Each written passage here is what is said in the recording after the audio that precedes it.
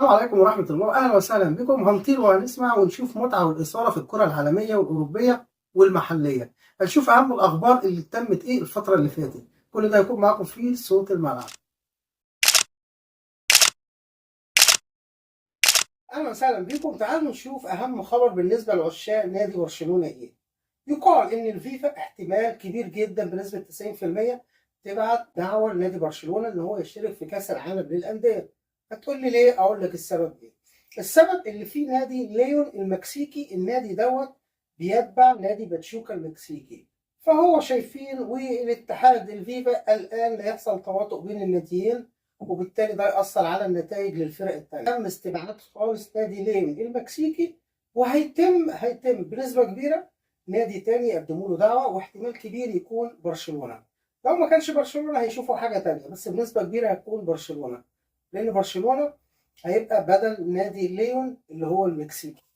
عندنا خبر كمان وبعض الكلام الجميل عن النجم الكبير ميسي. ميسي الأسطورة طبعا. ميسي بيقول لك أنا كنت أتمنى بعد رحيلي من باريس سان جيرمان ان انا ارجع برشلونه تاني، بس الامور ما جاتش زي ما انا عايز وما تمش الاتفاق مع اداره النادي. لكن هو كان بيحلم ان هو يرجع لبرشلونه لانه كان مرتاح في برشلونه اكتر ما كان مرتاح في باريس سان جيرمان. كمان من الحاجات المهمه اللي قالها، قال لك بعد فوزي بكاس العالم حسيت ان انا انجزت كل شيء، وقررت فعلا ان انا العب في اي نادي تاني خارج اوروبا وما العبش في اوروبا تاني. لكن القرار بالنسبه لي اللعب في أمريكا ده قرار عائلي مع زوجته اللي هي الأمريكية.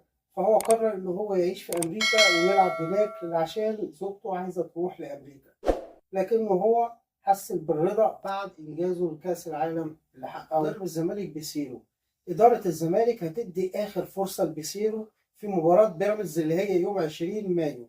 لو المعلم ده خسر المباراة هيقولوا له شكرا، مستغنين عن خدماتك، لان هم شايفين ان بيسير وخسرهم بطوله الكونفدراليه، وكمان هتبقى الكاس مصر.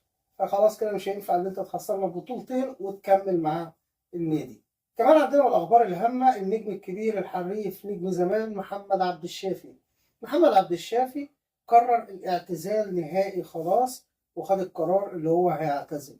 ده لان طبعا الفتره اللي فاتت اخر حاجه جاله اصابه في الرباط الصليبي، وده اللي بعدته عن المنتشر. لو هنيجي لتاريخ اللاعب، طبعا هو نجومية اللاعب بدأت من غزل المحلة، وبعد كده نادي الزمالك، وبعد كده لعب في أندية في السعودية، الفتح السعودي والأهلي السعودي وهكذا. محمد عبد الشافي من اللعيبة الحلوة الحريفة، اللعيبة اللي أنت ما تسمعش صوت عنها وأخلاق عالية في الملعب وبره الملعب. حد كده محترم في كرة القدم، رياضيا وأخلاقيا. لعب كم مباراة؟ لعب 402 مباراة في تاريخه كله مع كل الأندية، جاب 11 هدف. عبد الشافي لعيب ليه تاريخ كبير وحريف ومن النجوم المحترمة في عالم كرة القدم. أهلا وسهلا مع آخر أخبار نادي الزمالك. أحمد حمدي اللعيب الكبير لنادي الزمالك هيلحق مباراة بيراميدز اللي هي تتلعب في نهائي الكاس يوم 20/5. أحمد حمدي كان اتعرض لإصابة وبقى بيخضع ليه كشف الطبي، وحاليا التقرير الطبي بيأكد إن هو بقى كويس، وفي فترات بسيطة جدا هيبدأ يرجع لأفضل مما كان ويلحق مباراة بيراميدز اللي هي يوم 20 مايو. كمان عندنا من الأخبار الهامة لنادي الزمالك، وهي عودة العلاقات بين الزمالك وفريق الفتح السعودي. الزمالك وفريق الفتح السعودي رجعت العلاقات أحسن مما كان. هي العلاقات كانت اتوترت من أول ما مدرب الزمالك جوميز انتقل لنادي الفتح السعودي، ومن هنا جماهير الزمالك زعلت من الفتح السعودي واعتبرتها خيانة كبيرة.